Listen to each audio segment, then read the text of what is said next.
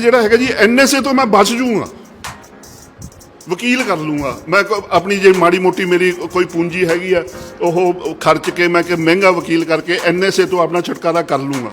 पर जेड़ी मेरी बेइज्जती जिस लैवल के उत्ते मेरा मैनू खौफ ज़्यादा जी ट्रोल आर्मीज़ कर दियां ने वो सच तो मैनू वांझिया कर मैनू बोलण तो रोक दियां ने, वो तो ज़्यादा डर लगता है। थोड़े जोड़े बच्चे है वो कहते जी असीं बाहर भी तेरे प्यो नूं गाल कड्ढी। हुण जिहड़ा पंजाबी है तुसीं हुण अपने समाजिक सरोकारां दी गल करदे आं आपां, पंजाबी नूं कोई कहे तेरे प्यो नूं गाल कड्ढती ਉਹਦਾ ਰਹਿ ਕੀ ਗਿਆ। ਤੁਸੀਂ ਕੋਈ ਸੱਚ ਦਿਖਾਉਣ ਦੀ ਗੱਲ ਕੋਸ਼ਿਸ਼ ਕਰਦੇ ਹੋ, ਉਹ ਜਿਹੜੀ ਗਾਲਾਂ ਦੀ ਬੁਛਾਰ ਆਉਂਦੀ ਆ ਤੁਹਾਡੇ ਪਰਿਵਾਰ ਇਹ ਤੁਹਾਡੇ ਤੇ ਪ੍ਰੈਸ਼ਰ ਪਾਉਣਾ ਸ਼ੁਰੂ ਕਰ ਦਿੰਦੇ। ਕੀ ਗੱਲ ਅਸੀਂ ਇਸ ਵਾਸਤੇ ਵੀ ਅਸੀਂ ਤਾਂ ਬਾਹਰ ਸ਼ਕਲ ਦਿਖਾਉਣ ਜੋਗੇ ਨਹੀਂ ਰਹਿੰਦੇ ਕਿ ਅੱਤਵਾਦ ਦੇ ਦੌਰਾਨ ਬਈ ਕੀ ਤੋਂ ਜ਼ਿਆਦਾ ਡਰ ਲੱਗਦਾ ਸੀ, ਪੁਲਿਸ ਤੋਂ ਕਿੰਨਾ ਡਰ ਲੱਗਦਾ ਸੀ ਤੇ ਖਾੜਕੂਆਂ ਨੇ ਰਾਦਰ ਖਾੜਕੂਆਂ ਤੋਂ ਕਿੰਨਾ ਡਰ ਲੱਗਦਾ ਸੀ। ਮੈਂ ਕਿਹਾ ਜੀ ਖਾੜਕੂਆਂ ਤੋਂ ਇੰਨਾ ਡਰ ਨਹੀਂ ਸੀ ਲੱਗਦਾ। मैं क्या जी और मिलीटेंट जोड़ा सीगा जी वो जोड़ा कमिटेड है आइडियोलॉजिकली कमिटेड है खाड़कू आ वो तो डर नहीं सी लगता। मैं क्या क्योंकि जे मारन आया उन्हें मैनू पूछना भी तू सरबजीत बंदेरा तू मेरे खिलाफ ऐ लिखा सी, मेरे को चांस है एक टैररिस्ट है और एक कैट है पुलिस का जिन्होंने दसिया गया भी तू वो बंदा बैठा उन्होंने मार के आके जाके काम निबेड़ दे बई आप उत्थे जाके किसी जथेबंदी का प्रैस नोट सिटिया ही उत्थे जाके कह देना भी ये सोचता जी ये सिखा के खिलाफ बोलता सी इसलिए सोचता काम करता। मैं क्या जी उन्हें ना पूछना मेरा भी तू है हाँ जी अगला मौका वो गोली चल जाएगी, उन्हें मैनू मौका ही नहीं देना। मैं क्या जी जी पोलीटिकल क्लास साडी हैगी है ये हुण मीडिया नूं मैनेज करना चाहती है, सामभना चाहती है भी ये संभाले किवें जाण, इंटरैक्ट नहीं करना चाहती।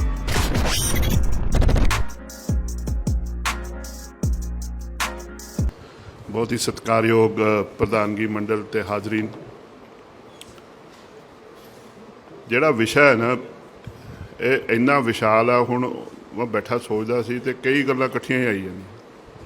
ਹੁਣ ਉਹਨੂੰ ਸਮੋ ਕੇ ਕਿਸੇ ਤਰਤੀਬ ਦੇ ਨਾਲ ਜਿਹੜਾ ਹੈਗਾ ਤੁਹਾਡੇ ਸਾਹਮਣੇ ਰੱਖਣਾ ਉਹ ਮੇਰੇ ਵਾਸਤੇ ਕਾਫੀ ਮੁਸ਼ਕਲ ਹੋਏਗਾ। ਵਿਚਾਰੇ ਪੱਤਰਕਾਰ ਕਿਹਾ ਬਹੁਤ ਚੰਗੀ ਗੱਲ ਕੀਤੀ। मैं पत्रकारों को आप आम भी कहने जी कि पत्रकार समाज का वॉच डॉग होंगे आ, थोड़ी राखी वास्ते होंदा रखा। तो जिहड़ा वॉच डॉग है ना जी ओदी एक खासियत है, उन्होंने जिन्ना मर्जी जख्मी कर दो जिन्ना मर्जी बीमार कर दो तो वो साह भी मुकदे होण ते ओदे मालक ते हमला हुंदा होवे वो उठ के शायद उन्होंने बचा ना सकता होवे, पर बड़ी ही जिहड़ी हैगी आ बरीक आवाज़ कमज़ोर आवाज़ दे विच भौंकण की कोशिश जरूर करदा। सो वो हालत इस वेले इस पत्रकारां दी है। मैनू वो भी याद है कि जी जम्मू साहब बैठे जंडू साहब भी बैठे कि ट्रिब्यून एम्पलॉयज़ यूनीयन किसी भी यूनीयन तो घट नहीं सी हुंदी ते दबदबा इहो जिहा हुंदा सी कि असीं जदों वेज बोर्ड मंगण जाना ट्रिब्यून के दफ्तर तो शुरू करनी तो 17 सैक्टर च रैली करनी, रस्ते दे विच राह भी रुक जाते सी, ट्रैफिक रोकना पैंदा सी, पुलिस वालियां ने भी कहना भी उन्होंने मिन्नतां करनियां भी ये सारा जिहड़ी हैगी भुंडा दा खखर उठ के आ गया तो सामने किवें। सो रैली भी बड़ी सक्सैसफुल हुंदी सी, सरकार झुकदी भी हुंदी सी। इहदे विचों ना एक होर एक किस्सा मैनू चेते आउंदा, ओहदा संदर्भ है ਜਿਹੜਾ मैं थोड़े नाल साझा करना चाहता।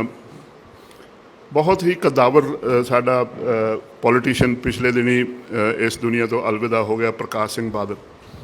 1999-2000 की गल है कि चंडीगढ़ प्रैस क्लब के मैंबरस ने मैनू अपने सैकटरी जनरल होने की सेवा सांभी बई तू तो सवेरे फोन कोई 5:30-6 बजे फोन आया साड़ी जी हैगी जितन तो बाद जी नवी होंगी है जी वो 2-2:30 बजे तक वही चले सवेरे। मैं क्या जी हूँ उदों अपने लैंडलाइन जो होंगे सी मोबाइल तो है नहीं तो फोन आया तो मैं पछाण ली आवाज़ वो कहते हाँ उधरों आवाज़ आई हाँ जी दसो। मैं क्या नहीं बाल साहब थोड़े वालों फोन आया तुसी दसो की है, फोन बंद करता। फिर थोड़ी बार फिर आया हाँ जी दसो। उन्होंने ये आदत पई हुई है कि लोग कोई ना कोई काम उन्होंने कहना चाहते हैं हाँ हाँ कौन मिला के दे रहा से उन्होंने ये भी नहीं पता लगता। फिर तीजी बारी वो जोड़े उन्होंने उस वेले OSD सी ਹਰਦੀਪ ਸਿੰਘ ਉਹਨਾਂ ਨੇ ਕਿਹਾ ਜੀ ਤੁਸੀਂ ਹੁਣ ਫੋਨ ਬੰਦ ਨਾ ਕਰਿਓ, ਮੈਂ ਗੱਲ ਕਰਾਉਣੀ। ਉਹ ਗੱਲ ਕਰਾਈ। ਫਿਰ ਉੱਥੇ ਪ੍ਰਕਾਸ਼ ਸਿੰਘ ਬਾਦਲ ਹੋਣੀ ਲਾਈਨ 'ਤੇ ਆਏ, ਕਹਿੰਦੇ ਮੈਂ ਵਧਾਈ ਦੇਣੀ ਚਾਹੁੰਦਾ ਸੀ, ਪਰ ਕਹਿੰਦੇ ਮੈਨੂੰ ਪਤਾ ਨਹੀਂ ਸੀ ਲੱਗ ਰਿਹਾ। ਮੈਂ ਕਹਿੰਦੇ ਤੁਸੀਂ ਇਲੈਕਸ਼ਨ ਜਿੱਤੇ ਹੋ, ਕਹਿੰਦੇ। ਫਿਰ ਉਹਨਾਂ ਨੇ ਕਿਹਾ ਤੁਹਾਡੀਆਂ ਵੋਟਾਂ ਕਿੰਨੀਆਂ ਹੁੰਦੀਆਂ? ਮੈਂ ਕਿਹਾ ਲੈ ਵੀ ਹੁਣ ਨਾ ਬਾਬੇ ਨੇ ਮੈਨੂੰ ਢਾਹ ਲੈਣਾ ਵੀ ਤੁਸੀਂ 300 350 ਵੋਟਾਂ ਦੇ ਉੱਤੇ ਜਿਹੜੀ ਰੌਲਾ ਪਾਈ ਜਾਂਦੇ ਹੋ, ਅਤੇ ਸਾਡੀਆਂ ਜਿਹੜੀਆਂ ਲੱਖਾਂ ਦੀਆਂ ਵੋਟਾਂ ਹੁੰਦੀਆਂ ਉਹਦੀ ਤੁਸੀਂ ਠਿੱਠ ਕਰਦੇ ਹੋ। ਮੈਂ ਨਾ ਇਹਦੇ ਵਾਸਤੇ ਤਿਆਰ ਹੋ ਰਿਹਾ ਸੀ। ਮੈਂ ਕਿਹਾ ਜੀ ਸਾਡੀ 350 ਵੋਟ ਹੁੰਦੀ ਹੈ ਜੀ। ਕਾਫੀ ਪੌਜ਼ ਲਿਆ ਉਹਨਾਂ ਨੇ। ਇਹ ਕਹਿੰਦੇ ਤੁਹਾਡੀਆਂ ਮੀਟਿੰਗਾਂ ਵੀ ਹੁੰਦੀਆਂ ਨੇ? ਮੈਂ ਕਿਹਾ ਜੀ ਹਾਂਜੀ ਮੀਟਿੰਗਾਂ ਵੀ ਹੁੰਦੀਆਂ ਨੇ। ਮੀਟਿੰਗ 'ਚ ਕਿੰਨੇ ਲੋਕ ਆ ਜਾਂਦੇ ਨੇ? ਮੈਂ ਕਿਹਾ ਜੀ ਕਦੇ 150 ਆ ਜਾਂਦਾ, ਕਦੇ 200 ਵੀ ਆ ਜਾਂਦੇ, ਕਦੇ 250 ਵੀ ਆ ਜਾਂਦੇ। ਅਤੇ ਤੁਸੀਂ ਉੱਥੇ ਸਟੇਜ ਤੋਂ ਇਹਨਾਂ ਨੂੰ ਸਾਰਿਆਂ ਨੂੰ ਸਾਂਭ ਲੈਂਦੇ ਹੋ? ਮੈਂ ਕਿਹਾ ਜੀ ਹਾਂਜੀ ਕਾਫੀ ਸਾਂਭ ਲੈਂਦੇ। ਸਾਡੇ ਤੋਂ ਤਾਂ ਕਹਿੰਦੇ 15 ਵੀ ਨਹੀਂ ਸੰਭਲਦੇ। ਉਹਨਾਂ ਦਿਨਾਂ ਦੇ ਵਿੱਚ ਜੀ ਪ੍ਰੈਸ ਕਾਨਫਰੰਸ 15 ਕੁ ਦੀ ਹੁੰਦੀ ਸੀ। ਅੱਜ ਕੱਲ੍ਹ ਤਾਂ ਪ੍ਰੈਸ ਕਾਨਫਰੰਸ ਦੇਖਣ ਵਾਲੀ ਹੁੰਦੀ ਹੈ ਜੀ। ਘਸਮਾਨ ਜਿਹੜਾ ਪਿਆ ਹੁੰਦਾ ਜੀ, ਉਹ ਜਿਹੜੇ ਮਾਈਕ ਨੇ ਬੰਦੇ ਦਾ ਵਿਚਾਰੇ ਦਾ ਮੂੰਹ ਹੀ ਇੱਕ ਹੁੰਦਾ, ਨਹੀਂ ਤਾਂ ਸਾਰੇ ਪਾਸੇ ਜੀ ਉਹਦੇ ਤਾਂ ਮਾਈਕ ਕੀਤੇ ਪਏ ਨੇ। ਉਹਨੂੰ ਸਵਾਲ ਪੁੱਛਦੇ ਨੇ, ਜਵਾਬ ਆਉਣ ਤੋਂ ਪਹਿਲਾਂ ਹੋਰ ਸਵਾਲ ਆ ਜਾਂਦੇ ਨੇ, ਰੁਲ ਜਾਂਦੀਆਂ ਨੇ। ਪਰ ਹੁਣ ਮੈਨੂੰ ਇਹ ਗੱਲ ਤੁਹਾਡੇ ਨਾਲ ਸਾਂਝੇ ਕਰਨ ਦਾ ਮਤਲਬ ਕੀ ਸੀ? ਜਿਹੜਾ ਉਹਨਾਂ ਨੇ ਕਿਹਾ ਸਾਡੇ ਤੋਂ ਤਾਂ 15 ਵੀ ਨਹੀਂ ਸੰਭਲਦੇ, ਮੇਰੇ ਦਿਮਾਗ 'ਚ ਉਦਣ ਹੀ ਆ ਗਈ। ਮੈਂ ਕਿਹਾ ਜੀ ਜਿਹੜੀ ਪੋਲੀਟੀਕਲ ਕਲਾਸ ਸਾਡੀ ਹੈਗੀ ਹੈ, ਇਹ ਹੁਣ ਮੀਡੀਆ ਨੂੰ ਮੈਨੇਜ ਕਰਨਾ ਚਾਹੁੰਦੀ ਹੈ, ਸਾਂਭਣਾ ਚਾਹੁੰਦੀ ਹੈ ਵੀ ਇਹ ਸੰਭਾਲੇ ਕਿਵੇਂ ਜਾਣ। ਇੰਟਰੈਕਟ ਨਹੀਂ ਕਰਨਾ ਚਾਹੁੰਦੀ, ਕਿਉਂਕਿ ਇੰਟਰੈਕਟ ਕਰਨ ਦਾ ਕੰਮ ਮੁੱਕਣਾ ਸ਼ੁਰੂ ਹੋ ਗਿਆ ਸੀ। ਔਰ ਉਹ ਦਿਨਾਂ ਸੀ, ਜੇ ਤੁਸੀਂ 99 ਵਾਲੀ ਗੱਲ ਕਰੋ, ਉਹਨਾਂ ਦਿਨਾਂ ਦੇ ਵਿੱਚ ਹੁਣ ਮੇਰਾ ਜਿਹੜਾ ਫੇਵਰੇਟ ਟੌਪਿਕ ਹੈ ਉਹਦੇ 'ਚ ਅਮਰੀਕਾ ਸਰਕਾਰ ਨੇ ਵੀ ਮੈਨੂੰ ਪਲੋਸਣ ਦੀ ਕੋਸ਼ਿਸ਼ ਕੀਤੀ, ਨਹੀਂ ਉਹਨਾਂ ਤੋਂ ਗੱਲ ਬਣੀ। ਉਹ ਹੈਗਾ ਜੀ ਗਲੋਬਲਾਈਜੇਸ਼ਨ। ਇੰਨਾ ਖਤਰਨਾਕ ਏਜੰਡਾ ਜਿਹੜਾ ਹੈਗਾ, ਉਹਨਾਂ ਦਿਨਾਂ 'ਚ get agreement, general agreement on trade and tariff ਸ਼ੁਰੂ ਹੋਇਆ ਸੀ। ਅਤੇ ਉਦੋਂ ਹੀ ਸਮਝ ਆਉਣਾ ਸ਼ੁਰੂ ਹੋ ਗਿਆ ਸੀ ਕਿ ਹੁਣ ਨਾ ਤਬਦੀਲੀਆਂ ਜਿਹੜੀਆਂ ਆਉਣੀਆਂ ਨੇ ਸਾਡੇ ਸਮਝ ਦੀਆਂ ਗੱਲ ਨਹੀਂ। ਮੈਂ ਬਹੁਤ ਸਾਰੇ ਮੈਨੂੰ ਮਜ਼ਾਕ ਵੀ ਉੱਡਣੇ ਸ਼ੁਰੂ ਹੋਏ ਮੇਰੇ ਵੀ ਤੂੰ ਸਾਰਾ ਦਿਨ ਹੁਣ ਜਿਵੇਂ ਇੱਥੇ ਆ ਕੇ ਮੈਂ ਉਹੀ ਰੌਲਾ ਪਾਉਂਦਾ, ਮੈਂ ਜਿਹੜੀ ਗੱਲ ਨੂੰ ਤੇ ਮਗਰ ਪੈਣ ਮੈਂ ਰੌਲਾ ਪਾਈ ਤੁਰੀ ਜਾਂਦਾ। ਇਹ ਮੈਂ ਥੋੜ੍ਹਾ ਜਿਹਾ ਡਾਈਵਰਟ ਕਰਦਾ ਕਿ ਜਦੋਂ ਮੂਵਮੈਂਟ ਅਗੇਂਸਟ ਸਟੇਟ ਰਿਪਰੈਸ਼ਨ ਦੇ ਇੰਦਰਜੀਤ ਜੇਜੀ ਉਹਨਾਂ ਨੇ ਇੱਕ ਪ੍ਰੈਸ ਨੋਟ ਕੱਢਿਆ ਕਿ ਜਿਹੜਾ ਮੂਣਕ ਹਲਕਾ ਹੈਗਾ ਉਹਦੇ ਉੱਥੇ ਜੀ ਕਿਸਾਨ ਜਿਹੜੇ ਹੈਗੇ ਪੰਜਾਬ ਦੇ ਉਹ ਖੁਦਕੁਸ਼ੀਆਂ ਕਰਨ ਲੱਗ। ਉਦੋਂ ਬਾਅਦ 'ਚੋਂ ਉਹਨਾਂ ਨੇ 34-35 ਕਿਸਾਨਾਂ ਦੀ ਲਿਸਟ ਕੀਤੀ ਅਤੇ ਉਹ ਛਪ ਗਿਆ ਥੋੜ੍ਹਾ ਜਿਹਾ। ਇੱਕ ਹੋਰ ਕਿਸੇ ਨੇ ਕਿਹਾ ਜੀ ਨਹੀਂ ਜੀ ਇਹ ਤਾਂ ਜੇਜੀ ਸਾਹਿਬ ਗਲਤ ਬੋਲਦੇ ਜੀ। ਮੇਰੇ ਦਿਮਾਗ 'ਚ ਆਇਆ, ਮੈਂ ਕਿਹਾ ਜੀ ਇੱਕ ਪਾਸੇ ਕਹਿ ਰਹੇ ਜੀ ਕੋਈ ਖੁਦਕੁਸ਼ੀ ਹੋ ਹੀ ਨਹੀਂ ਰਹੀ ਅਤੇ ਦੂਸਰੇ ਪਾਸੇ ਕਹਿੰਦੇ 34-35 ਹੋ ਗਈਆਂ। ਅਤੇ ਮੈਂ ਜੀ ਉੱਥੇ ਚਲਾ ਗਿਆ ਜੀ। ਉੱਥੇ 34-35 ਤਾਂ ਕੀ ਸੀ, ਉੱਥੇ ਤਾਂ ਸੈਂਕੜਿਆਂ 'ਚ ਜਿਹੜੇ ਪਿੰਡ 'ਚ ਵੜੋ ਜੀ ਉੱਥੇ ਜੀ ਇਹੀ ਕੁਛ ਹਾਲ, ਬੁਰਾ ਹਾਲ। ਫਿਰ ਉਹਨਾਂ ਦਿਨਾਂ ਦੇ ਵਿੱਚ ਅਟਲ ਬਿਹਾਰੀ ਵਾਜਪਾਈ 13 ਮਹੀਨਿਆਂ ਵਾਸਤੇ ਜਦੋਂ ਸਹੁੰ ਚੁੱਕਣ ਵਾਸਤੇ ਸਹੁੰ ਚੁੱਕ ਕੇ ਦਰਬਾਰ ਸਾਹਿਬ ਮੱਥਾ ਟੇਕਣ ਆਏ ਰਾਜਾ ਸਾਂਸੀ ਏਅਰਪੋਰਟ ਦੇ ਉੱਤੇ, ਮੈਂ ਉਹਨਾਂ ਨੂੰ ਸਵਾਲ ਪੁੱਛਿਆ। ਮੈਂ ਕਿਹਾ ਜੀ ਕਰਨਾਟਕਾ ਅਤੇ ਆਂਧਰਾ ਪ੍ਰਦੇਸ਼ ਦੇ ਜਿਹੜੇ ਕਿਸਾਨ ਨੇ ਉਹ ਤਾਂ ਖੁਦਕੁਸ਼ੀਆਂ ਕਰਨ ਲੱਗੇ ਹੋਏ ਆ, ਹੁਣ ਤਾਂ ਤੁਹਾਡਾ ਜਿਹੜਾ ਮੇਨ ਸਟੇ ਆ ਜਿੱਥੇ ਤੁਹਾਡੀ ਗ੍ਰੇਨ ਬਾਊਲ ਹੈ ਉਹਦਾ ਕਿਸਾਨ ਤੁਹਾਡੀਆਂ ਖੁਦਕੁਸ਼ੀਆਂ ਕਰਨ ਲੱਗਿਆ, ਕੀ ਤੁਹਾਡੀ ਜਿਹੜੀ ਐਗਰੀਕਲਚਰ ਪਾਲਿਸੀ ਚੇਂਜ ਹੋਊਗੀ? ਬਾਦਲ ਸਾਹਿਬ ਨਾਲ ਬੈਠੇ, ਉਹਨਾਂ ਨੇ ਕੰਨ 'ਚ ਪਤਾ ਨਹੀਂ ਕੀ ਮਾਰੀ ਭੂਕ। ਉਹ ਕਹਿੰਦੇ ਜੀ ਅਟਲ ਬਿਹਾਰੀ ਵਾਜਪਾਈ ਨੇ ਜਿਹੜਾ ਸੈਂਟੈਂਸ ਕੀਤਾ, ਕਹਿੰਦੇ ਜੀ ਮੈਂ ਪੰਜਾਬ ਦੇ ਕਿਸਾਨਾਂ ਨੂੰ ਜਾਣਦਾ, ਇਹ ਮਰਦਾ ਮਾਰ ਦੂਗਾ, ਖੁਦਕੁਸ਼ੀ ਨਹੀਂ ਕਰੂਗਾ। ਉਹ ਸਾਰਿਆਂ ਨੇ ਜੀ ਮੇਰਾ ਚੰਗਾ ਫੇਰ ਮਜ਼ਾਕ ਉਡਾਇਆ। ਮੈਨੂੰ ਸਾਰੇ ਜਿਹੜੇ ਸਾਥੀ ਸੀਗੇ ਉਹ ਕਹਿੰਦੇ ਜੀ ਤੂੰ ਹੁਣ ਆਪਣੀ ਬੇਇੱਜ਼ਤੀ ਕਰਾਉਣੋਂ ਬੰਦ ਕਰ ਦੇ, ਪੰਜਾਬ 'ਚ ਖੁਦਕੁਸ਼ੀਆਂ ਨਹੀਂ ਹੋ ਰਹੀਆਂ।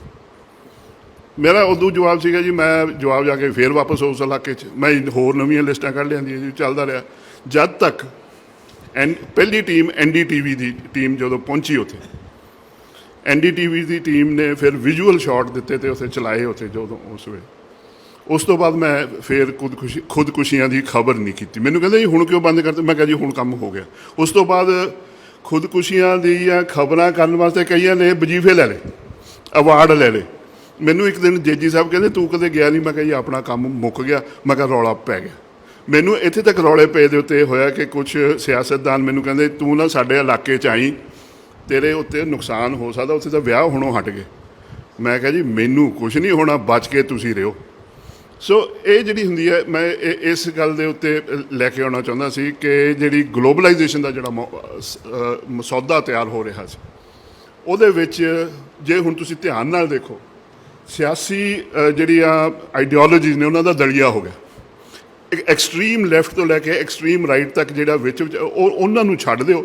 ਜਿਹੜਾ ਵਿੱਚ ਵਿਚਾਲੇ ਆ ਨਾ ਜੀ, ਉਹ ਸਾਰੇ ਇੱਕੋ ਜਿਹੇ ਲੱਗਦੇ ਨੇ। ਸਵੇਰੇ ਇਹੀ ਨਹੀਂ ਪਤਾ ਲੱਗਦਾ ਕਿ ਅੱਜ ਸ਼ਾਮ ਨੂੰ ਕਿਹੜਾ, ਹੁਣ ਜਿਵੇਂ ਅੱਜ ਆ ਰਹੀ ਆ ਜਲੰਧਰ ਦੀ ਜਿਹੜੀ ਜਿਮਨੀ ਚੋਣ ਜਿੱਤ ਰਿਹਾ, ਉਹ ਪਿਛਲੀ ਇਲੈਕਸ਼ਨਾਂ ਦੇ ਵਿੱਚ ਕਾਂਗਰਸ ਤੋਂ ਜਿੱਤਿਆ ਸੀ, ਉਹਨਾਂ ਦਾ ਕੈਂਡੀਡੇਟ ਸੀ। ਉਹ ਪਿਛਲੀਆਂ ਜਿਹੜੀਆਂ ਚੋਣਾਂ ਹੋਈਆਂ ਸੀ ਜਿਹਦੇ ਵਿੱਚ ਆਮ ਆਦਮੀ ਪਾਰਟੀ ਜਿੱਤੀ ਆ, ਉਹਦੇ 'ਚ ਇੱਕ ਤੋਂ ਟਿਕਟ ਲਈ ਨਹੀਂ ਪਸੰਦ ਆਈ, ਛੱਡ ਕੇ ਦੂਜੀ 'ਚ ਜਾ ਵੜੇ, ਪਰ ਅਗਲੇ ਦਿਨ ਜਾ ਕੇ ਹੈਗੇ ਤੀਜੀ 'ਚ ਜਾ ਵੜੇ।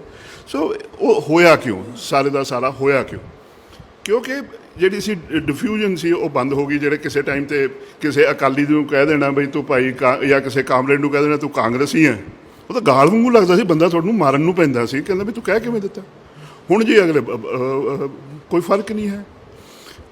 ਉਸ ਮਾਹੌਲ ਦੇ ਵਿੱਚ ਹੁਣ ਦੂਸਰਾ ਜਿਹੜਾ ਸਾਡੇ ਪੱਤਰਕਾਰ ਸਾਥੀਆਂ ਨੂੰ ਰੱਖਣਾ ਚਾਹੀਦਾ ਨਾ ਜੀ, ਜਿਹੜਾ ਪੜ੍ਹਦੇ ਨਹੀਂ, ਬਿਲਕੁਲ ਠੀਕ ਕਿਹਾ ਜੀ ਕਿ ਜਿਹੜੀ ਹੈਗੀ ਆ ਸੁਣਨ ਦੀ ਤਾਂ ਹੈ ਹੀ ਨਹੀਂ।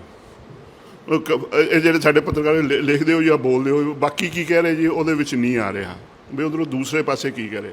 ਇੱਕ ਦੂਸਰਾ ਉਹਦੇ ਵਿੱਚ ਹੁਣ ਜਦੋਂ ਇਹ ਸਾਰੀ ਆਈਡੀਓਲੋਜੀਕਲ ਡਿਫਰੈਂਸਿਸ ਖਤਮ ਹੋਣੇ ਸ਼ੁਰੂ ਹੋ ਗਏ, ਨਾਲ ਦੀ ਨਾਲ ਇੱਕ ਸੈਕਿੰਡ ਜਿਹੜਾ ਫੇਜ਼ ਸ਼ੁਰੂ ਹੋਇਆ, ਉਹ ਹੈਗਾ ਜੀ ਪੋਸਟ ਕੈਪੀਟਲਿਜ਼ਮ ਦਾ। ਹੁਣ ਕੋਈ ਵੀ ਚੀਜ਼ ਤੁਸੀਂ ਉਹ ਜ਼ਮਾਨੇ ਛੱਡ ਦਿਓ ਕਿ ਅਸੀਂ ਸਰਮਾਏਦਾਰੀ, ਸਮਾਜਵਾਦ, ਉਹਦੇ ਵਿੱਚ ਹੀ ਆਪਣੇ ਸਾਰਾ ਜਿਹੜਾ ਸਮਾਜਿਕ ਸਿਸਟਮ ਆ ਉਹਨੂੰ ਪਰਿਭਾਸ਼ਿਤ ਕਰਨਾ। ਇਹ ਪੋਸਟ ਕੈਪੀਟਲਿਜ਼ਮ ਹੈ। ਇਹਦੇ ਵਿੱਚ ਜਿਹੜੀ ਪੋਸਟ ਕੈਪੀਟਲਿਜ਼ਮ ਹੈ, ਇਹਦੇ ਵਿੱਚ ਇਨਫੋਰਮੇਸ਼ਨ ਟੈਕਨੋਲੋਜੀ ਔਰ ਇਨਫੋਰਮੇਸ਼ਨ ਫਲੋ ਜਿਹੜਾ ਹੈਗਾ, ਇਨਫੋਰਮੇਸ਼ਨ ਦੇ ਚੈਨਲਸ ਨੇ, ਉਹਨਾਂ ਦੀ ਤਰਜੀਹ ਹੈ। ਹੁਣ ਉਹਦੇ ਵਿੱਚ ਜਿਹੜਾ ਪੱਤਰਕਾਰ ਹੈ ਇਹ ਨੋਡਲ ਪੁਆਇੰਟ ਹੈ। ਹੁਣ ਮੈਂ ਇਸ ਲਈ ਕਹਿਣਾ ਚਾਹੁੰਦਾ, ਮੈਂ ਸਾਰੀ ਗੱਲ ਕਹਾਣੀ ਇਸ ਲਈ ਕਾਫੀ ਟਾਈਮ ਇਸ ਲਈ ਲਾਇਆ ਕਿ ਪੱਤਰਕਾਰ ਨੋਡਲ ਪੁਆਇੰਟ ਆ, ਚਾਹੇ ਕੁਛ ਵੀ ਹੋਵੇ, ਕਿ ਸਮਾਜ ਨੂੰ ਕਿਹੜੀ ਇਨਫੋਰਮੇਸ਼ਨ ਕਿੰਨੀ ਦੇਣੀ ਹੈ, ਇਹ ਜਿਹੜਾ ਦਿਲ ਧੜਕਦਾ ਇਹ ਕੰਟਰੋਲ ਕਰ। ਹੁਣ ਇਸ ਲਈ ਜਿਹੜਾ ਸੋਚਦਾ ਹੋਇਆ ਜਾਂ ਜਿਹੜਾ ਸੰਵੇਦਨਸ਼ੀਲ ਪੱਤਰਕਾਰ ਹੈ ਉਹ ਇਸ ਸਿਸਟਮ ਨੂੰ ਮਨਜ਼ੂਰ ਨਹੀਂ। ਸਿਆਸੀ ਜਿਹੜੇ ਪਾਰਟੀਆਂ ਨੇ ਉਹ ਇਹਨਾਂ ਮਾਰਕੀਟ ਫੋਰਸਿਸ ਦੀਆਂ, ਗਲੋਬਲਾਈਜੇਸ਼ਨ ਤੋਂ ਬਾਅਦ ਜਿਹੜੀਆਂ ਮਾਰਕੀਟ ਫੋਰਸਿਸ ਅਨਲੀਸ਼ ਹੋਈਆਂ ਸਾਡੇ ਉੱਤੇ, ਸਿਆਸੀ ਪਾਰਟੀਆਂ ਉਹਨਾਂ ਦੇ ਸਿਰਫ ਇੰਸਟਰੂਮੈਂਟ ਨੇ। ਆਪਾਂ ਗਾਲਾਂ ਜਿੰਨੀਆਂ ਮਰਜ਼ੀ ਕੱਢਣੀਆਂ ਨੇ, ਇਹ ਪਿਆਦੇ ਨੇ, ਛੋਟੇ ਛੋਟੇ, ਬਹੁਤ ਛੋਟੇ ਛੋਟੇ ਪਿਆਦੇ ਨੇ, ਉਹ ਜਿੱਦਣ ਮਰਜ਼ੀ ਮਰੋੜ ਦੇਣ। ਨਰਿੰਦਰ ਮੋਦੀ ਦੀ 56 ਇੰਚ ਦੀ ਛਾਤੀ ਜਿਹੜੀ ਸੀਗੀ ਜੀ, ਉਹਨੇ ਅਡਾਨੀ ਲਿਆ ਕੇ ਖੜਾ ਕਰਤਾ, ਮਾਰਕੀਟ ਫੋਰਸਿਸ ਨੇ ਝਾੜ ਕੇ ਥੱਲੇ ਰੱਖਤਾ ਔਰ ਬੋਲਣ ਜੋਗਾ ਨਹੀਂ ਸੀ, ਔਰ ਅੱਖ ਦਿਖਾਉਣ ਜੋਗਾ ਨਹੀਂ ਸੀ। ਅਗਲੇ ਨੇ ਕਰਕੇ ਦਿਖਾਤਾ। ਉਹ ਜਿਸ ਦਿਨ ਮਾੜੀ ਜੀ ਅਸੀਂ ਧਾਰਾ 370 ਹਟਾਈ, ਕੋਈ ਨਹੀਂ ਬੋਲਿਆ। ਜਿਹੜਾ ਆਪਣੇ ਬਿੱਲ ਲਿਆਂਦੇ ਆ ਸਿਟੀਜ਼ਨ ਅਮੈਂਡਮੈਂਟ ਐਕਟ, ਕੋਈ ਨਹੀਂ ਬੋਲਿਆ। ਰਾਮ ਜਨਮ ਭੂਮੀ ਦੇ ਉੱਤੇ ਮੰਦਰ ਦਾ ਆ ਗਿਆ, ਕੋਈ ਨਹੀਂ ਬੋਲਿਆ।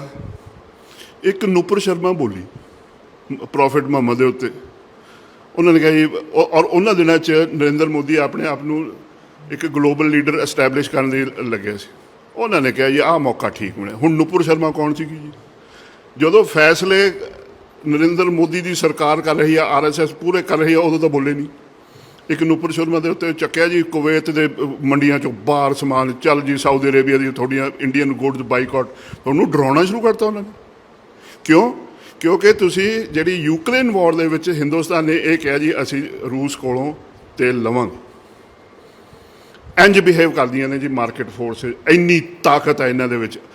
ਤਾਕਤ ਇਹ ਕਿ ਡੋਨਲਡ ਟਰੰਪ ਵਰਗੇ ਨੂੰ ਜੋ ਪ੍ਰੋ ਮਾਰਕੀਟ ਫੋਰਸਿਸ ਸੀ, ਬਾਅਦ 'ਚੋਂ ਥੋੜ੍ਹਾ ਜਿਹਾ ਉਹਨੇ ਕਿਹਾ ਜੀ ਯੂਰਪ ਤੋਂ ਅੱਡ ਹੋਣਾ ਜੀ ਫਲਾਨਾ, ਉਹਨੂੰ ਮਾਰਕੀਟ ਫੋਰਸਿਸ ਦੇ ਏਜੰਡਾ ਤੋਂ ਨਹੀਂ ਸੀ ਕੰਮ ਕਰ ਰਿਹਾ, ਜਾ ਕੇ ਪੂੰਝ ਕੇ ਬਾਹਰ ਮਾਰੇ। ਅਮਰੀਕਾ ਅਧੀਨ ਤੁਹਾਡੀਆਂ ਪਾਰਟੀਆਂ ਕੀ ਰਹਿ ਜਾਣਗੀਆਂ ਉਹਨਾਂ ਦੇ ਸਾਹਮਣੇ।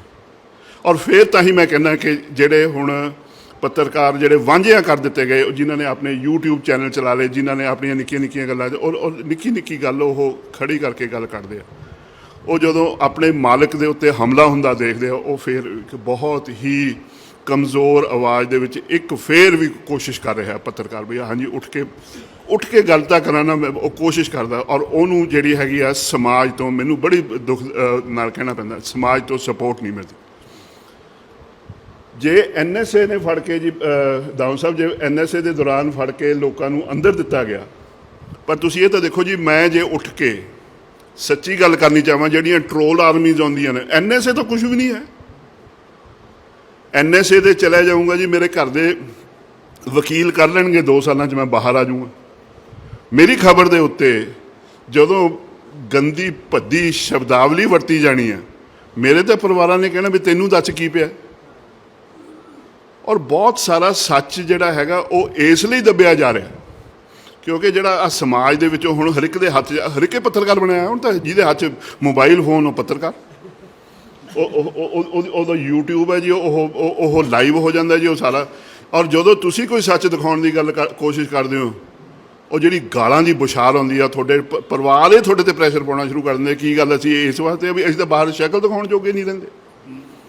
ਸੋ NSA ਨਾਲੋਂ ਜ਼ਿਆਦਾ ਮੈਂ ਆਪਣੀ ਉਹ ਪਿੱਛੇ ਜੇ ਕਿਤਾਬ ਸਾਡੇ ਭਰਾ ਨੇ ਰਿਲੀਜ਼ ਕੀਤੀ ਸੀ, ਜਗਤਾਰ ਭੁੱਲਰ ਨੇ, ਉਹ ਮੈਨੂੰ ਇੰਟਰਵਿਊ ਕਰਨ ਆਏ ਕਿ ਅੱਤਵਾਦ ਦੇ ਦੌਰਾਨ ਬਈ ਕੀ ਤੋਂ ਜ਼ਿਆਦਾ ਡਰ ਲੱਗਦਾ ਸੀ, ਪੁਲਿਸ ਤੋਂ ਕਿੰਨਾ ਡਰ ਲੱਗਦਾ ਸੀ, ਤੇ ਖਾੜਕੂਆਂ ਨੇ ਰਾਦਰ ਖਾੜਕੂਆਂ ਤੋਂ ਕਿੰਨਾ ਡਰ ਲੱਗਦਾ ਸੀ। ਮੈਂ ਕਿਹਾ ਜੀ ਖਾੜਕੂਆਂ ਤੋਂ ਇੰਨਾ ਡਰ ਨਹੀਂ ਸੀ ਲੱਗਦਾ। ਮੈਂ ਕਿਹਾ ਜੀ ਔਰ ਮਿਲੀਟੈਂਟ ਜਿਹੜਾ ਸੀਗਾ ਜੀ, ਉਹ ਜਿਹੜਾ ਕਮਿਟਡ ਹੈ, ਆਈਡੀਓਲੋਜੀਕਲੀ ਕਮਿਟਡ ਆ, ਖਾੜਕੂ ਆ, ਉਹਦੇ ਤੋਂ ਡਰ ਨਹੀਂ ਸੀ ਲੱਗਦਾ। ਮੈਂ ਕਿਹਾ ਕਿਉਂਕਿ ਜੇ ਮਾਰਨ ਆਇਆ ਉਹਨੇ ਮੈਨੂੰ ਪੁੱਛਣਾ ਵੀ ਤੂੰ ਸਰਬਜੀਤ ਬੰਦੇਰਾ ਤੂੰ ਮੇਰੇ ਖਿਲਾਫ ਐਂ ਲਿਖਿਆ ਸੀ, ਮੇਰੇ ਕੋਲ ਚਾਂਸ ਹੈ, ਮੈਂ ਬੈਠ ਕੇ ਗੱਲ ਸਮਝਾ ਦਿਆਂ ਉਹਨੂੰ ਬਈ ਹਾਂਜੀ ਇਹ ਨਹੀਂ ਸੀ ਗੱਲ, ਤੁਸੀਂ ਤੁਹਾਡਾ ਮੇਰੀ ਗੱਲ ਸਮਝਣ ਦੇ ਵਿੱਚ ਜਾਂ 2 ਅੱਖਰ ਇੱਧਰ ਉੱਧਰ ਹੋਣ ਦੇ ਵਿੱਚ ਫਰਕ ਪੈ ਗਿਆ, ਮੇਰੀ ਜਾਨ ਬਖਸ਼ੀ ਹੋ। ਹੁਣ ਇੱਕ ਟੈਰਰਿਸਟ ਹੈ, ਇੱਕ ਮਿਲੀਟੈਂਟ ਹੈ, ਇੱਕ ਟੈਰਰਿਸਟ ਹੈ। ਮੇਰੇ ਡਿਫਰੈਂਸਿਸ ਅਲੱਗ ਨੇ, ਮੈਂ ਉਹਨੂੰ ਬੜਾ ਪਰਿਭਾਸ਼ਿਤ ਕੀਤਾ ਹੈ, ਲੋਕੀ ਨਹੀਂ ਕਰਦੇ। ਇੱਕ ਟੈਰਰਿਸਟ ਹੈ ਔਰ ਇੱਕ ਕੈਟ ਹੈ ਪੁਲਿਸ ਦਾ, ਜਿਹਨੂੰ ਦੱਸਿਆ ਗਿਆ ਵੀ ਤੂੰ ਉਹ ਬੰਦਾ ਬੈਠਾ, ਉਹਨੂੰ ਮਾਰ ਕੇ ਆ ਕੇ ਜਾ ਕੇ ਕੰਮ ਨਿਬੇੜ ਦੂੰ। ਬਈ ਆ ਉੱਥੇ ਜਾ ਕੇ ਕਿਸੇ ਜਥੇਬੰਦੀ ਦਾ ਪ੍ਰੈਸ ਨੋਟ ਸਿੱਟਿਆ ਹੀ, ਉੱਥੇ ਜਾ ਕੇ ਕਹਿ ਦੇਣਾ ਵੀ ਇਹ ਸੋਚਤਾ ਜੀ ਇਹ ਸਿੱਖਾਂ ਦੇ ਖਿਲਾਫ ਬੋਲਦਾ ਸੀ, ਇਸ ਲਈ ਸੋਚਤਾ ਕੰਮ ਕਰਦਾ। ਮੈਂ ਕਿਹਾ ਜੀ ਉਹਨੇ ਨਾਂ ਪੁੱਛਣਾ ਮੇਰਾ ਵੀ ਤੂੰ ਆ, ਹਾਂਜੀ ਅਗਲਾ ਮੌਕਾ ਉਹਦੀ ਗੋਲੀ ਚੱਲ ਜਾਣੀ, ਉਹਨੇ ਮੈਨੂੰ ਮੌਕਾ ਹੀ ਨਹੀਂ ਦੇਣਾ।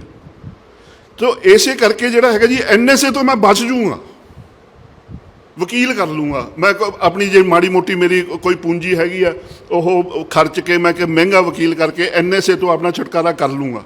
ਪਰ ਜਿਹੜੀ ਮੇਰੀ ਬੇਇੱਜ਼ਤੀ ਜਿਸ ਲੈਵਲ ਦੇ ਉੱਤੇ ਮੈਨੂੰ ਖੌਫ ਜ਼ਦਾ ਜਿਹੜੀ ਆ ਟਰੋਲ ਆਰਮੀਜ਼ ਕਰਦੀਆਂ ਨੇ, ਉਹ ਸੱਚ ਤੋਂ ਮੈਨੂੰ ਵਾਂਝਿਆ ਕਰਦੇ, ਮੈਨੂੰ ਬੋਲਣ ਤੋਂ ਰੋਕਦੀਆਂ ਨੇ, ਉਹਦੇ ਤੋਂ ਜ਼ਿਆਦਾ ਡਰ ਲੱਗਦਾ। ਇੱਕ ਜਿਹੜਾ ਪੱਤਰਕਾਰ ਆ, ਈਵਨ ਜਿਹੜਾ ਨਿਡਰ ਸੀਗਾ, ਜਿਹੜਾ ਮੇਰੇ ਵਰਗਾ ਕਹਿੰਦਾ ਜਿਹੜਾ AK-47 ਤੋਂ ਨਹੀਂ ਸੀ ਅਸੀਂ ਡਰੇ, ਦੋਨੋਂ ਪਾਸੇ ਦੇ ਤੋਂ ਨਹੀਂ ਸੀ ਡਰੇ ਸੀਗਾ ਜੀ। ਉਦੋਂ ਸੋਚ ਰਿਹਾ ਵੀ ਹਾਂਜੀ ਅੱਜ ਚਲੇ ਜਾਵਾਂਗੇ, ਕੋਈ ਗੱਲ ਨਹੀਂ, ਜੇ ਗਏ ਤਾਂ ਗਏ ਸਹੀ।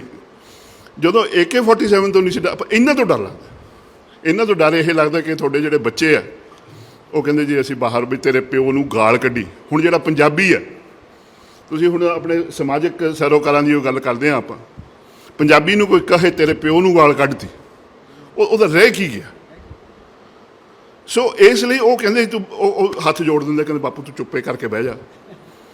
ਸੋ ਜਿਹੜੇ ਕਿਸੇ ਟਾਈਮ 'ਤੇ ਆਪਣੇ ਆਪ ਨੂੰ ਨਿਡਰ ਪੱਤਰਕਾਰ ਕਹਿੰਦੇ ਸੀਗੇ ਉਹ ਇਹ ਹੈ। ਹੁਣ ਜਿਹੜਾ ਨਵਾਂ ਪੱਤਰਕਾਰ ਆ ਉਹਦਾ ਰੋਲ ਇਹ ਹੋਰ ਹੈ, ਉਹਨੂੰ ਤਾਂ ਮਾਰਕੀਟ ਫੋਰਸਿਸ ਨੇ ਨੱਪਿਆ ਹੋਇਆ ਪੂਰੇ ਦਾ ਪੂਰਾ। ਉਹ ਤਾਂ ਨੱਪ ਕੇ ਰੱਖਿਆ ਹੋਇਆ ਵੀ ਹਾਂਜੀ ਤੈਨੂੰ ਚੱਲਣ ਨਹੀਂ ਦੇਣਾ, ਚੱਲੇਗਾ ਤਾਂ ਸਾਡੇ ਹਿਸਾਬ ਨਾਲ ਚੱਲੇਗਾ, ਜੇ ਨਹੀਂ ਚੱਲੇਗਾ ਸਵੇਰੇ ਅਗਲੇ ਦਿਨ ਹਾਲਤ ਉਹਦੀ ਇਹੋ ਜਿਹੀ ਕਰ ਦਿੱਤੀ ਜਾਂਦੀ ਹੈ, ਉਹ ਖੁਦ ਰਿਜ਼ਾਈਨ ਕਰਕੇ ਭੱਜਦਾ, ਕਹਿੰਦਾ ਜੀ ਨਾ ਮੇਰੇ ਤੋਂ ਨਹੀਂ ਇਹ ਕੰਮ ਕੀਤਾ ਜਾਂਦਾ। ਸੋ ਜਿਹੜਾ ਇੱਕ ਪਾਸੇ ਜਦੋਂ ਆਪਾਂ ਇਹ ਕਹਿੰਦੇ ਹਾਂ ਕਿ ਪੱਤਰਕਾਰ ਦਾ ਜਿਹੜਾ ਹੈਗਾ ਸਮਾਜ ਪ੍ਰਤੀ ਇੱਕ ਰੋਲ ਹੈ, ਸਮਾਜ ਦਾ ਵੀ ਪੱਤਰਕਾਰ ਵੱਲ ਰੋਲ ਆ, ਉਹੀ ਰੋਲ ਹੈ ਜਿਹੜਾ ਆਪਾਂ ਆਪਣੇ ਵਾਚ ਡੌਗ ਵਾਸਤੇ ਕਰਦੇ ਹਾਂ। ਟੁੱਕ ਵਧੀਆ ਪਾ ਦਿਓ, ਟੋਕੇ ਵਧੀਆ ਪਾ ਦਿਓ, ਹੋਰ ਕੁਝ ਨਹੀਂ ਹੈ। ਜਾਂ ਉੱਠ ਕੇ ਸਵੇਰੇ ਉੱਠ ਕੇ ਜਿਹੜਾ ਤੁਸੀਂ ਘਰੇ ਪਾਲਤੂ ਆਪਣਾ ਕੁੱਤਾ ਰੱਖਿਆ ਹੈ ਉਹਨੂੰ ਰੋਟੀ ਵਧੀਆ ਆਪਣੇ ਬਰਾਬਰ ਦੀ ਉਹ ਪਾ ਦਿੰਦੇ ਹੋ, ਮਾੜੀ ਮੋਟੀ ਘੱਟ ਪਾ ਦਿਓਗੇ, ਸਿਰ ਪਲੋਸ ਦਿਓਗੇ ਵੀ ਹਾਂਜੀ ਤੂੰ ਸਾਡੀ ਰਾਖੀ ਕਰਦਾ। ਇੰਝ ਨਾ ਬਈ ਛੱਡੋ ਕਿ ਉਹ ਭੌਂਕਣ ਜੋਗਾ ਵੀ ਨਾ ਰਹੇ। ਬਸ ਇੰਨੀਆਂ ਕੁ ਗੁਜ਼ਾਰਿਸ਼ਾਂ ਨੇ ਕਿ ਜਿਹੜਾ ਪੱਤਰਕਾਰ ਆ ਉਹ ਤੁਹਾਡੇ ਸਮਾਜ ਦੇ ਵਿੱਚ ਜਿਹੜਾ ਮੈਜੋਰਿਟੀ ਪੱਤਰਕਾਰ ਉਹ ਰੋਲ ਆਪਣਾ ਨਿਭਾਉਣਾ ਚਾਹੁੰਦਾ। ਅਤੇ ਇੱਕ ਮੈਂ ਹੋਰ ਗੱਲ ਜਿਹੜੀ ਹੈਗੀ ਹੈ, ਇੱਕ ਅੱਜ ਕੱਲ੍ਹ ਨਾ ਪੱਤਰਕਾਰਾਂ ਵਾਸਤੇ ਕਹਿੰਦਾ, ਬਾਕੀ ਸਮਾਜ ਵਾਸਤੇ ਨਹੀਂ ਕਹਿੰਦਾ, ਇੱਕ ਨਾ ਆਪਾਂ ਆਪਣੀ ਉਹ ਡਿਫਰੈਂਸੀਏਸ਼ਨ ਕਰਨੀ ਸ਼ੁਰੂ ਕਰ ਦਿੰਦੇ ਹਾਂ। ਇੱਕ ਮੈਨੂੰ ਉਹਨਾਂ ਨਾਲ ਮੇਰੀ ਕੋਈ ਇਤਫਾਕ ਨਹੀਂ ਹੈਗਾ ਜਿਨ੍ਹਾਂ ਨੂੰ ਆਪਾਂ ਗੋਦੀ ਮੀਡੀਆ ਕਹਿੰਦੇ ਹਾਂ, ਪਰ ਮੈਨੂੰ ਜਿਹੜਾ ਸ਼ਬਦ ਆ ਜਿਹੜੀ ਇਹ ਟਰਮ ਹੈ ਗੋਦੀ ਮੀਡੀਆ, ਇਹਦੇ ਨਾਲ ਬੜੀ ਕੋਫਤ ਹੈ। ਕਿਉਂ ਕਿਹਾ ਜਾਵੇ ਕਿਸੇ ਨੂੰ? ਡੈਮੋਕ੍ਰੇਸੀ ਆ, ਜਮਹੂਰੀਅਤ ਆ। ਜਮਹੂਰੀਅਤ ਦੇ ਵਿੱਚ ਕਿਸੇ ਜਦੋਂ ਅਸੀਂ ਜਰਨਲਿਜ਼ਮ ਦਾ ਆਪਣਾ ਕੋਰਸ ਮੈਂ ਕਰਨ ਗਿਆ ਸੀ, ਡਾਕਟਰ ਦੁਸਾਂਝ ਉਹਨਾਂ ਨੇ ਦੱਸਿਆ ਵੀ ਅੱਜ ਕੋਈ ਪੋਲੀਟੀਕਲ ਦੇ ਵਿੱਚ ਜਾਊਗਾ, ਕੋਈ ਕ੍ਰਾਈਮ ਰਿਪੋਰਟ ਕਰੂਗਾ, ਕੋਈ ਸਪੋਰਟਸ ਦਾ ਰਿਪੋਰਟ ਕਰੂਗਾ, ਕੋਈ ਐਗਰੀਕਲਚਰ ਕਰੂਗਾ, ਫੈਸ਼ਨ ਕਰੂਗਾ, ਕਈ ਕੁਝ ਕਰੂਗਾ। ਇੱਕ ਕਹਿੰਦਾ ਜੀ ਮੈਂ ਸਰਕਾਰ ਦੀ ਉਹ ਗੱਲ ਕਰਨੀ ਕਰ ਲੈਣ ਦਿਓ। ਹੁਣ ਉਹਦੇ ਨਾਲ ਤੁਸੀਂ ਕਾਊਂਟਰ ਕਰੋ ਨਾ ਜੀ, ਉਹਨੂੰ ਇੰਗੇਜ ਕਰੋ, ਉਹਨੂੰ ਕਹਿ ਕੇ ਜੀ ਤੂੰ ਗੋਦੀ ਮੀਡੀਆ, ਮੈਂ ਤੇਰੇ ਨਾਲ ਗੱਲ ਹੀ ਨਹੀਂ ਕਰਨੀ, ਤੂੰ ਇੱਕ ਆਊਟਕਾਸਟ ਹੋ ਗਿਆ, ਅਨਟੱਚੇਬਲ ਹੈ। ਉਹ ਗਲਤ ਹੈ ਯਾਰ। ਉਸ ਮੀਡੀਆ ਨੂੰ ਕਾਊਂਟਰ ਕਰਨਾ ਜ਼ਰੂਰੀ ਆ। ਉਹਨੂੰ ਤੁਸੀਂ ਇੱਕ ਆਈਸੋਲੇਟ ਕਰਕੇ ਇੱਕ ਬੜੀ ਖੂਬਸੂਰਤ ਗੱਲ ਸੀਗੀ ਜੀ, ਉਹ ਗੱਲ ਕਰਕੇ ਮੈਂ ਵਾਪਸ ਕਹਿੰਦਾ। ਉਹ ਕਹਿੰਦੇ ਜੀ ਅਸੀਂ ਇੰਡੀਵਿਜੂਅਲਸ ਨੂੰ ਇਨਸੂਲੇਟ ਕਰਦੇ ਹਾਂ, ਆਈਸੋਲੇਟ ਕਰਦੇ ਹਾਂ, ਇੰਡੀਵਿਜੂਅਲਸ ਨੂੰ ਆਈਸੋਲੇਟ ਕਰਦੇ ਹਾਂ ਤਾਰੀਫ ਔਰ ਉਹਦੀ ਨਿੰਦਿਆ ਕਰਨ ਵਾਸਤੇ। ਇੱਕ ਇੰਡੀਵਿਜੂਅਲ ਆ, ਪਰ ਸਿਸਟਮ ਜਿਹੜਾ ਹੈਗਾ ਉਹ ਅਸੀਂ ਇਨਸੂਲੇਟ ਕਰਕੇ ਰੱਖਿਆ ਹੋਇਆ। ਪ੍ਰੋਬਲਮ ਦੂਸਰੇ ਪਾਸੇ ਹੈ, ਸਿਸਟਮ ਨੂੰ ਖੋਲ੍ਹਣ ਦੀ ਲੋੜ ਹੈ, ਸਿਸਟਮ ਦਾ ਪ੍ਰੋਗਰਾਮ ਹੈ। ਤਾਂ ਇੰਡੀਵਿਜੂਅਲਸ ਜਿਹੜੇ ਹੈਗੇ ਜੀ ਉਹ ਤਾਂ ਅੱਜ ਕੱਲ੍ਹ ਇੰਸਟਰੂਮੈਂਟਸ ਨੇ। ਜਿਹੜਾ ਅਸੀਂ ਪਿਸਤੌਲ ਤਾਂ ਜ਼ਬਤ ਹੋ ਜਾਂਦਾ ਜਿਹੜਾ ਕਤਲ ਕਰਦਾ, ਜਿਹੜਾ ਹੱਥ ਜਿਹੜਾ ਸਜ਼ਾ ਤਾਂ ਸਾਡਾ ਕਾਨੂੰਨ ਵੀ ਕਹਿੰਦਾ, ਜਿਹੜਾ ਦਿਮਾਗ ਜਿਸ ਨੇ ਉਹ ਪਿਸਤੌਲ ਵਰਤਿਆ ਉਹਨੂੰ ਸਜ਼ਾ ਮਿਲਦੀ ਹੈ। ਸੋ ਇਸੇ ਤਰ੍ਹਾਂ ਜਿਸ ਸਿਸਟਮ ਨੇ ਗੋਦੀ ਮੀਡੀਆ ਪੈਦਾ ਕੀਤਾ, ਕਾਊਂਟਰ ਤਾਂ ਉਹਨੂੰ ਕਰਨ ਦੀ ਲੋੜ ਨਹੀਂ ਜੀ। ਇਹ ਸਮਾਜ ਦੇ ਵਿੱਚ, ਸਮਾਜ ਵਿੱਚੋਂ ਆਊਗਾ ਔਰ ਪੱਤਰਕਾਰ ਉਸ ਨੂੰ ਰਿਪਰੈਜ਼ੈਂਟ ਕਰੂਗਾ। ਇਹ ਨਹੀਂ ਹੈ ਕਿ ਦੂਜੇ ਪਾਸੇ ਵੀ ਪੱਤਰਕਾਰ ਹੀ ਜਿਹੜਾ ਪੱਤਰਕਾਰ ਇੱਕ ਐਕਟਿਵਿਸਟ ਨਹੀਂ ਹੈਗਾ। ਉਹ ਹੀ ਜਿਸ ਤਰ੍ਹਾਂ ਇੱਕ ਸਾਹਿਤਕਾਰ ਹੈ, making history as it is being written, as it is happening. ਮੈਂ ਤਾਂ ਉਹ ਕ੍ਰੋਨਿਕਲ ਆ। ਮੈਂ ਇੱਕ ਓਪੀਨੀਅਨ ਦੇਣ ਵਾਲਾ ਬੰਦਾ ਹੈਗਾ ਜੀ, ਤੁਹਾਨੂੰ ਦੱਸੂਗਾ ਜੀ ਇਹਨਾਂ ਦੀ ਓਪੀਨੀਅਨ ਇਹ ਆ, ਇਹਨਾਂ ਦੀ ਓਪੀਨੀਅਨ ਇਹ ਆ, ਵੱਖਰਿਆਂ ਦੀ, ਔਰ ਫਿਰ ਤੁਹਾਡੇ 'ਤੇ ਗੱਲ ਛੱਡੂਗਾ ਵੀ ਇਹਦੇ ਵਿੱਚੋਂ ਕਿਹੜੀ ਓਪੀਨੀਅਨ ਬਣਨੀ ਹੈ। ਉਸ ਓਪੀਨੀਅਨ ਬਣਾਉਣ ਦੇ ਵਿੱਚ ਮੈਂ ਇੱਕ ਫੈਸਿਲੀਟੇਟਰ, ਔਰ ਉਹ ਕੰਮ ਕਰਨ ਦੇ ਵਿੱਚ ਫਿਰ ਉਹੀ ਆ ਕਿ ਆਪਣਾ ਜਿਹੜਾ ਵਾਚ ਡੌਗ ਹੈ ਉਹਨੂੰ ਥੋੜ੍ਹਾ ਜਿਹਾ ਖਿਆਲ ਕਰਨਾ ਜ਼ਰੂਰ ਰੱਖੋ। ਵਾਚ ਡੌਗ ਤੁਹਾਨੂੰ ਆਈ ਥਿੰਕ ਨਿਰਾਸ਼ ਨਹੀਂ ਕਰੇਗਾ। ਬਹੁਤ ਬਹੁਤ ਮਿਹਰਬਾਨੀ।